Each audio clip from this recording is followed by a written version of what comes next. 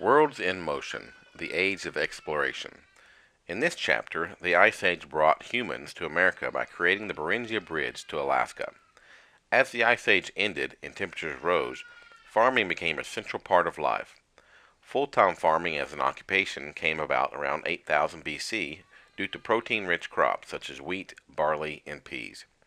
As a result of large-scale farming, the population increased dramatically. In addition, without the need for everyone to be hunter-gatherers, technology advanced as well.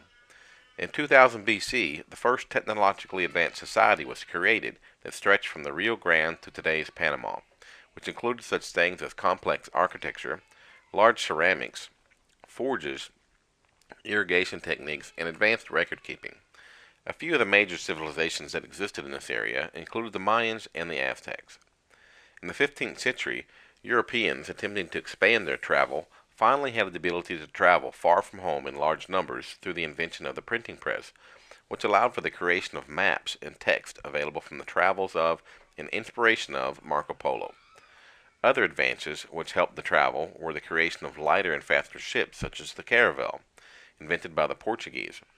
This allowed for longer distances of travel in a shorter time with less food and water. The adaptation of the compass from the Arabs and the gunpowder from China allowed for better navigation and the ability to mount cannons on ships, which created an imposing force on those they encountered on the seas. The Portuguese used these ships to explore further south and were the first Europeans to encounter West African civilizations by sea in the 1470s.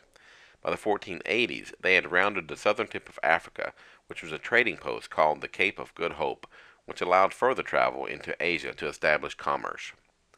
Later in 1492 resulted in the ending of the Reconquista, also known as the Reconquest, which was led by Queen Isabel of Castile and King Ferdinand of Aragon, which led to the fall of Granada, which was the last Moorish stronghold in Spain. During this time, Queen Isabel, desperate to keep her country from falling into economic dependence of others, decided to take a chance on Christopher Columbus. Columbus set sail in 1492, taking 3 ships in search of a faster route to Asia to avoid having to deal with Arabs as the middleman. The voyage took considerably longer than they had anticipated, taking nearly 2 months.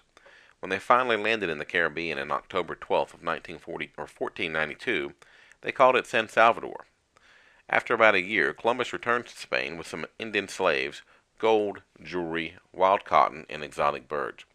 Queen Isabel, not wanting to enslave them, initiated the Encomienda Act, which was intended to incorporate them into their society as long as they submitted to Spanish authority and became Christians. Many new ventures set out after hearing of Columbus's success. Florida was discovered in 1513 by Ponce de Leon, where they fought with the Calaces, the most powerful ethnic group in the region.